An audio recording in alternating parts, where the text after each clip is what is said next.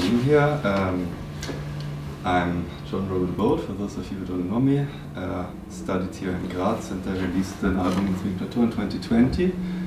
And I would like to show you a work in progress of a quite extensive project that I've been working on since the beginning of this year.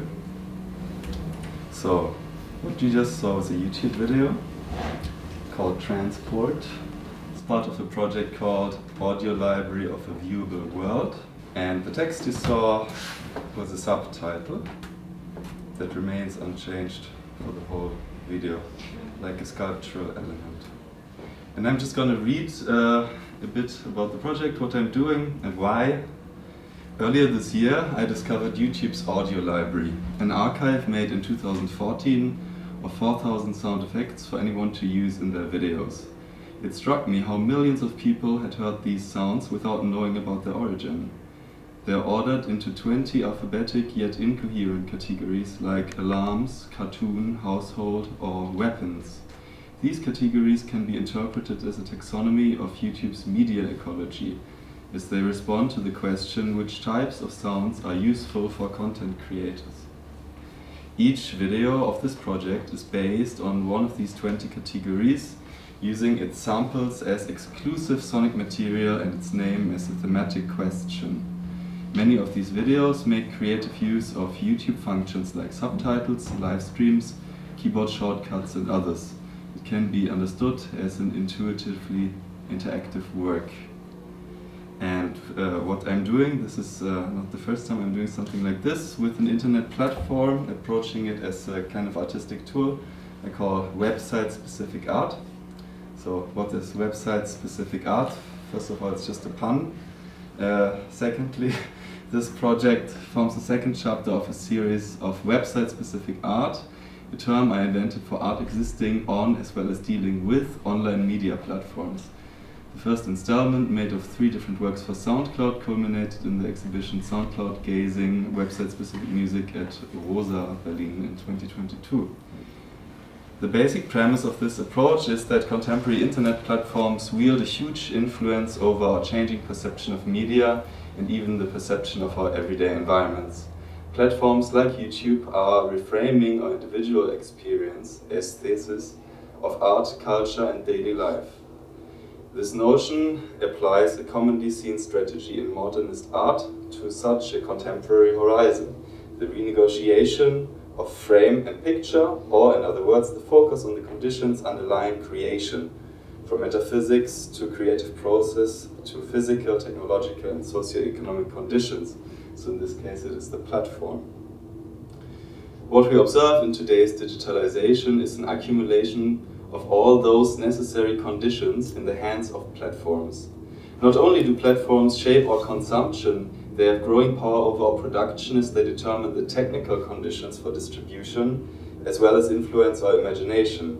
In fact, as this project shows, platforms have expanded to providing the creative tools, in our case the audio library.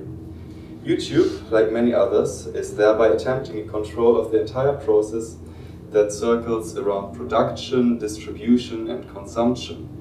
Far from the hopes of the first YouTuber generations for a community-driven environment, YouTube has become the living proof for the all-absorbing nature of platform capitalism. By enabling easy access to online video almost 20 years ago, YouTube has remodeled the entire sphere of visibility. It has created things we all know. It is creating things that we all will know day by day. The reversal is of course equally true. It suppresses things that none of us shall know. It is enactor and emanator of global cultural power. Website-specific art takes a critical stance against this power. So the idea is, whatever I do when I create a digital form of art like sound or video, digital image, and I put it online on a platform where I want people to easily find it, it is embedded in a specific context. How can I deal with this context as an artist that doesn't have the means to produce an own platform or does not want to retire from using such a platform? So, and I really stumbled across this audio library and thought it's amazing that there are 4,000 sounds I decided to use in each of these categories. This is a work in progress. So far we have 10 out of 20 videos. In each of these categories only the sounds in that category and no audio effects or difficult processing, just basic editing so that it stays in some kind of uncanny realm.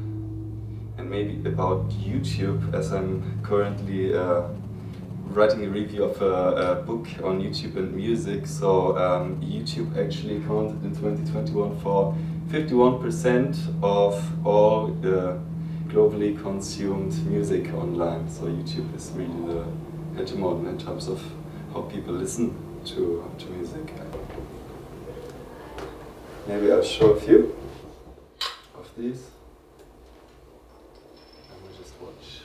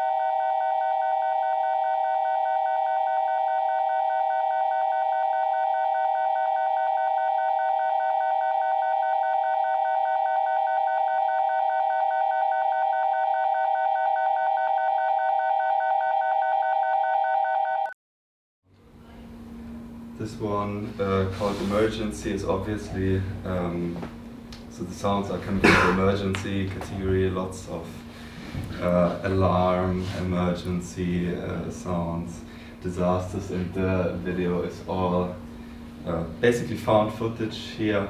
in the end of the video I link to some of the videos that I used, and as maybe some of you recognize the up next in 9, 8, 7, 6 and so on. This is what happens if you have autoplay on YouTube and you finish watching a video and you see that, and I use this as a kind of structural device, basically integrating how you go from one video to the next into one video. Gonna show a bit of this one. This is another one where I used subtitles as a kind of visual device.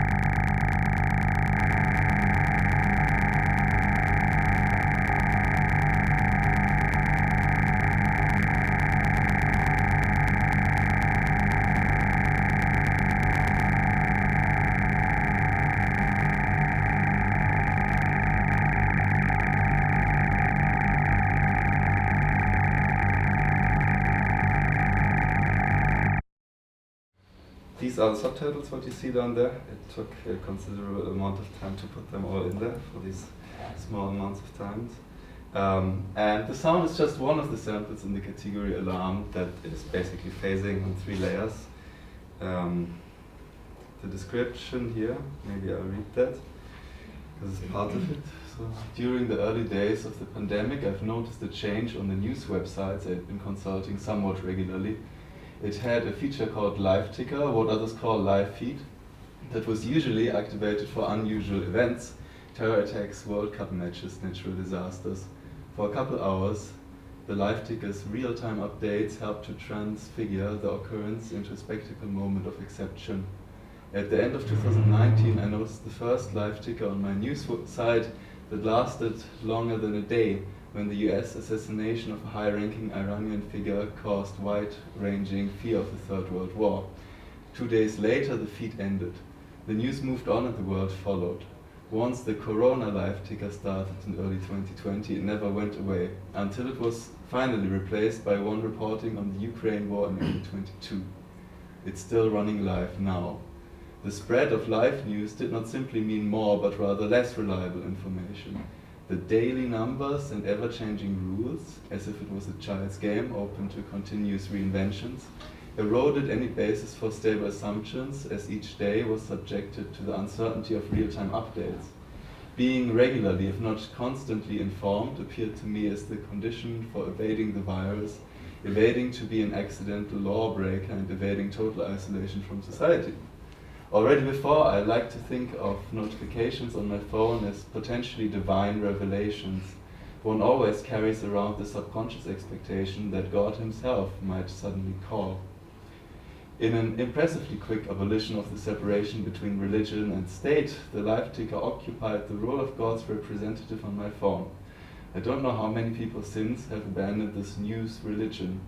It might well have deepened the fundamental apathy towards the officially acknowledged developments in the world. shunned from impacting anything, half isolated and half concerned, fully updated and more vulnerable to the world than ever before.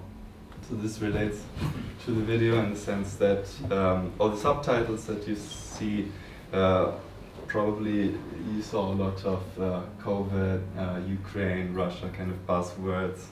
It's designed in a way that it's indiscernible. It's just an overflow of information. I'm going to show a short excerpt of this one here, the cartoon, just to show what I'm doing with subtitles. So these are subtitles as well. Obviously I can make them bigger.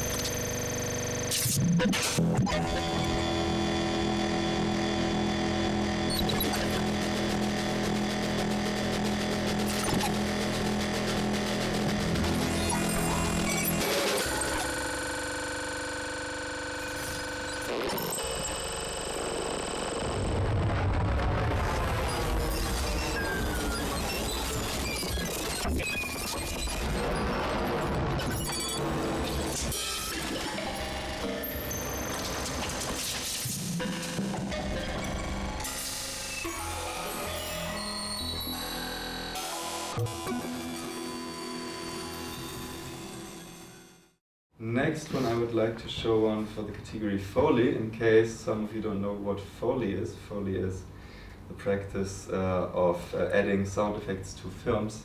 So films are shot and then someone wants to put the sounds under the scene, making them seem real. What I did for this video is the exact opposite. I used the sound effects in the category Foley and selected 99 of them, putting them in alphabetical order, and edit videos that would fit the sound. I took mostly YouTube videos, and where I couldn't find a YouTube video, I made the video myself. I'm just going to show a short excerpt of this one. These are the names of the videos that you, of the audio files that you see below.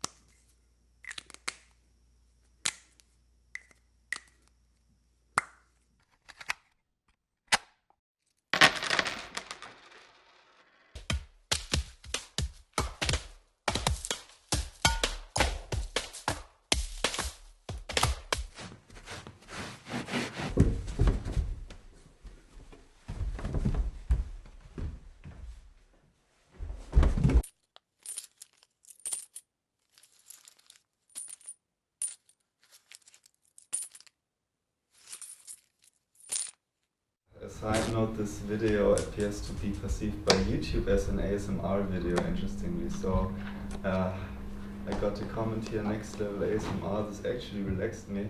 And I couldn't figure out if it was someone I knew, but I think it's a genuine person who finds this very relaxing. Okay, on to the next. This was for the category science fiction. So live video. That is supposed to happen in the future. The most you can schedule a live video into the future is 2 years, but you can of course always reschedule it. And that's what I'm doing. So it won't take place on the 1st September 2025, but as you can read in the constellation of stars, this video will not take place. It will be postponed until the artist's death or the end of YouTube. So this is a video that doesn't exist, it's just a still image. And I thought this would be the best representation of science fiction that I could actually achieve. This is for the category tools. I will play it.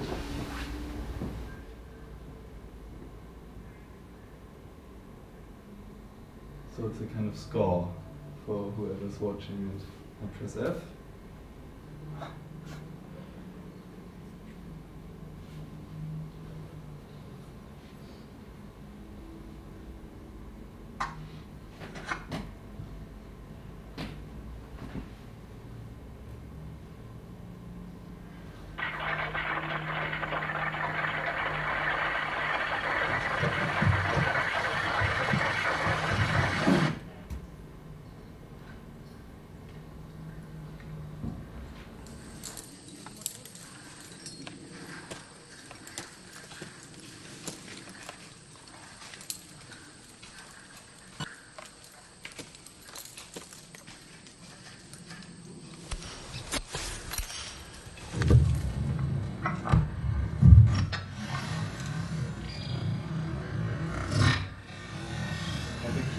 are in a position where if your screen was your keyboard, the keys are actually up.